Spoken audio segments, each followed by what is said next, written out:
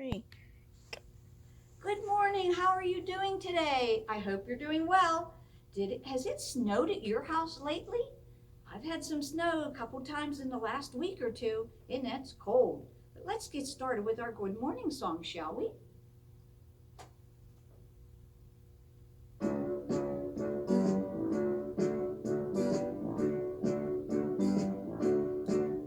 Good morning, good morning, good morning to you.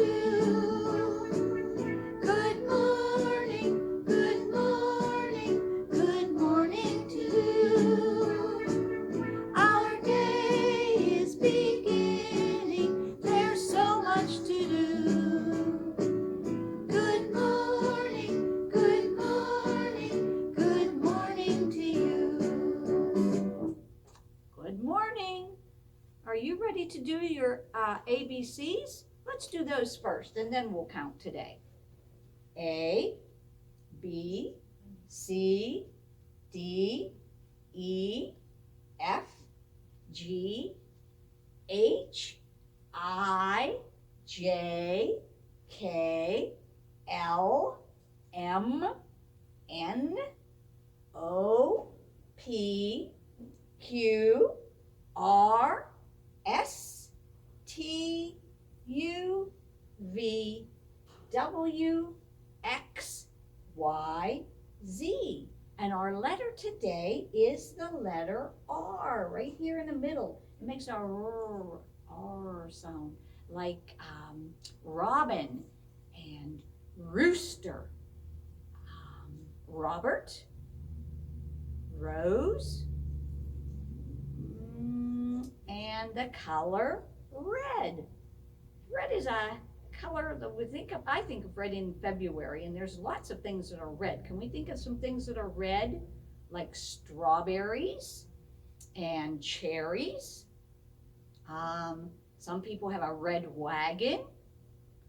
A barn could be red. An apple could be red.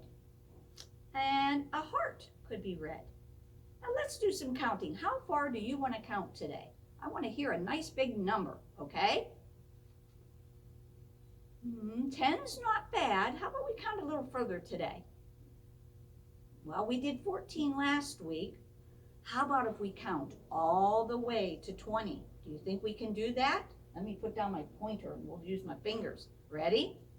1, 2, 3, 4, 5, 6, 7, 8, 9, 10, 11, 12, 13, 14, 15, 16, 17, 18, 19, 20. Very good. Okay. Not in the House, Newton. Written by Judith Hyde Gilliard and illustrated by Elizabeth Sales.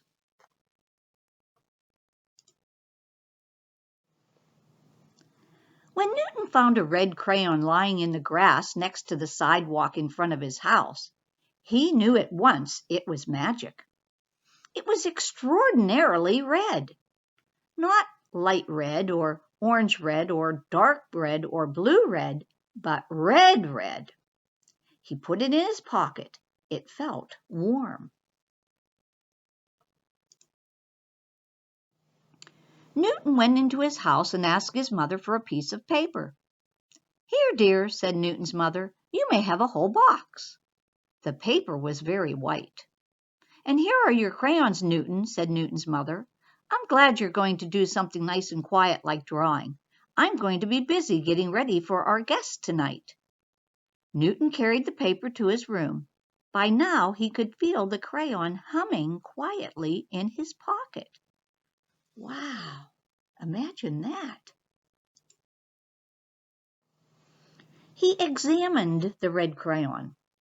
It was even redder than before and shiny. Carefully, Newton started to draw a ball. It was going to be a red ball, of course, very round and very beautiful. Newton loved drawing. Just as he colored in the very last bit of red, The ball bounced off the page. Look at his face. I'd be surprised too, wouldn't you? Newton caught it. For a while he bounced it off the wall. To his surprise, he caught it each time. "Where did you get that ball, Newton?" asked Newton's mother. She was standing in the doorway with the vacuum cleaner hose. "I drew it," said Newton. "What a good artist you are! But you know the rule about balls." "Not in the house, Newton," she went back to her vacuuming. Newton put the ball in his sweatshirt pocket. He took another piece of paper and, after thinking about it for a minute or two, began to draw a red race car. Newton could tell this was going to be his best race car ever. Just as he finished putting in the headlights, the car rolled off the page and into his hand. Newton liked the feel of it. He set it on the floor and gently vroomed it across the carpet. Look at the kitty cat watching him. It took off like a jet, across the floor, up the wall, across the ceiling, down the opposite wall, and back to Newton. It stopped in front of him with a squeal of the brakes. "Where did you get that car?" asked Newton's mother. She was standing in the doorway with a folded tablecloth. "I drew it," said Newton. "Think of that," she said, turning away. "But remember, race cars belong outside, not in the house, Newton." Newton put the car in his pocket and took another piece of paper. This time he decided to draw a fire engine. He drew carefully and slowly, and he was pleased to see that his fire engine was beginning to look especially realistic and red. As he added the last rung of the long ladder, the sound of a siren, faint at first and then louder and louder, filled the room. Whir, whir, whir, whir. "Where did you get that fire engine?" asked Newton's mother. She was standing in the doorway with the candlesticks. "I drew it," said Newton. "Your Uncle Gus is a fine artist, too. Maybe it runs in the family," said Newton's mother. "But you know you shouldn't make loud noises. Not in the house, Newton." So Newton got another piece of paper. Wow, so he's drawn the ball and a race car and a fire truck.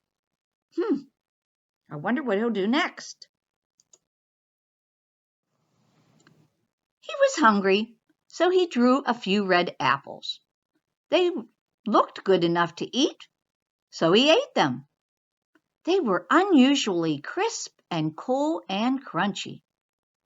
What should he draw next? He thought about boots. Boots are nice, especially when they are red, and red boots might be even nicer. Newton drew red boots, first the feet, then the tops. He was thinking about adding a zipper or a buckle or something when the boots jumped off the page and onto the floor. Newton put them on. They fit perfectly.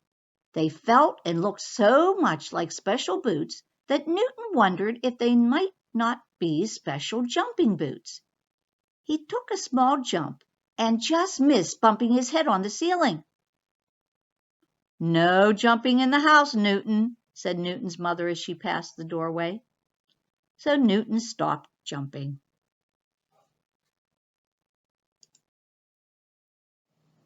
He looked at his stack of white paper. There were still many sheets left. He looked at the magic red crayon. It was as red and as magical looking as ever. "Can I have some tape?" he asked his mother. "What a good idea, Newton. I'm glad you want to do a nice, quiet project. I'll give you a whole roll." Newton's mother brought him a big roll of tape from her desk. I wonder what he's going to make now. After she left the room, Newton painstakingly, that means he took his time, laid out the rest of the sheets of paper on the floor, making sure the edges were even and only just touching one another. He pulled out long strips of tape. He was careful not to let the tape get twisted and stuck to itself. Slowly, he taped the sheets together. It was a hard project, and it took a long time, but when he had finished, he had a giant piece of paper on the floor.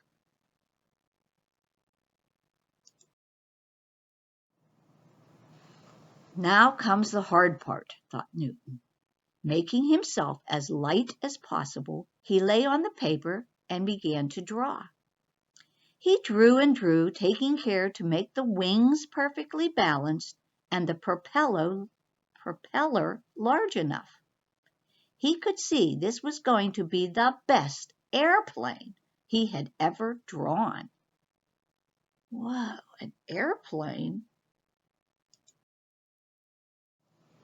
As he finished coloring in the door handle, the door of the airplane opened. Newton climbed in. The key was already in the ignition. Newton turned the key. The engine roared and the propeller spun faster and faster until it was just a blur. He pulled the stick gently and the plane rose from the floor. He was flying. In the house? "What are you doing?" cried Newton's mother. She stood in the doorway, blinking her eyes in disbelief. "Don't worry," called Newton. "I won't play with it in the house." He banked the plane slightly to the left and, being careful not to damage the wings, he flew it out the window. Luckily, the window was open, and luckily he had remembered to put his red crayon in his pocket. So off he flew. Goodness, I hope he knows how to land it. The end.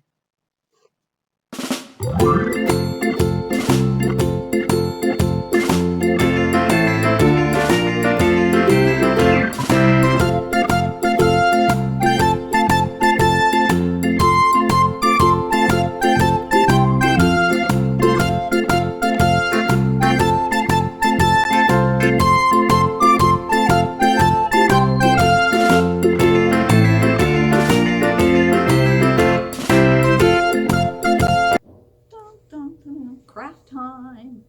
Well, since the first story that we read was about not in the house Newton, and Newton found what? A magic red crayon. Now I don't have magic red crayons. I wish I did, but what I'm going to do is I'm going to give you a piece of white paper, and then you can either use a red crayon, which it's better, but you could use a red marker too. And I want you to either draw a picture, like I drew some things that were red, an apple and some lips and a heart and a red barn. So you can use your crayon, or maybe you want to draw one of the things that Newton did in the book, like the race car or the bouncing balls. Well, and also, though, you're going to get some other things in your packet. There are pieces of yarn and foam and some other things. There's crepe paper. Everything has a little different of a texture to it. There's a flower, some plastic bag, and different things. And you can glue it on the other side if you want, or you can maybe you want to make a picture and decorate it, but I made it a collage. This is called a collage. It's when you glue lots of different things on a piece of paper. And like I said, I didn't really make a design, but if you want to, maybe you want to make a picture, like build a house out of the pieces of yarn and stuff. So anyways, I hope you will have lots of fun with that red craft. Now let's do our last story. The Big Red Farm, written by Christine C. Jones. Now this is a special book. On each page is a red crayon that you'll have to help me find. Let's see what we can do. The color red works hard on the farm. It brightens up the land and adds lots of charm. Are you looking?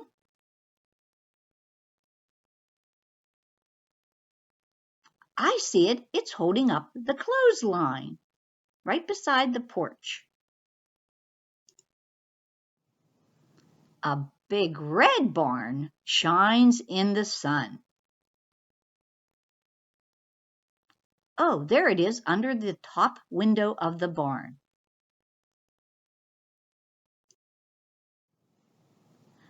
The red-haired farmer has just begun.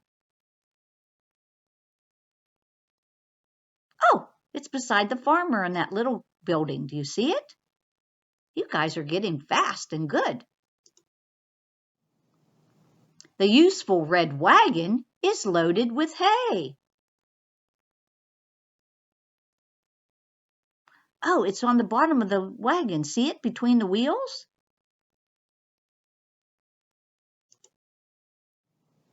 The noisy red truck chugs away. Goodbye. Oh, there's the crayon on the back of the truck. Do you see it?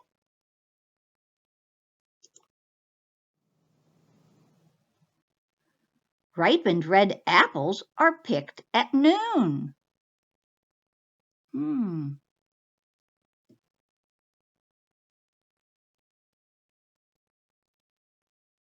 Oh, it's on his pocket, see? It's just a tiny one on the red handkerchief. Joyful redbirds sing a jazzy tune. Tweet, tweet, tweet. Oh, there it is. See it on the bird on the right? It's on his wing. You are good at this. A coat of red paint covers the old shed. Oh, there it is on the shed. Do you see it?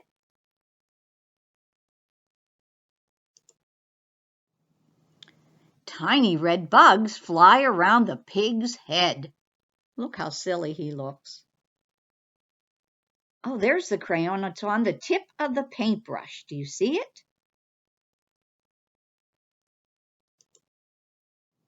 It's time for the farmer to go to bed.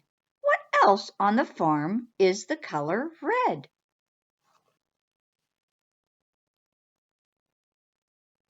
Oh, now we're just looking for the red. There's the crayon still on the clothesline, but what else do you see that's red on the picture? You're right, the apples, the truck, the curtains, the flowers, both of the buildings, even the farmer's wife's shirt is red. You did a great job. Thank you. See you again. Well, I hope you liked that second story. And now it's time to say goodbye. But first, I want to remind you that on Monday, March the 1st, at 6:30 in the evening, Stage Right's going to do us a Zoom virtual program of There's a Wocket in My Pocket. It's a story by Dr. Seuss, and there are lots and lots of crazy, silly characters in it that I think the whole family will enjoy. So I hope you can get online and register soon, okay? Now let's do our last song.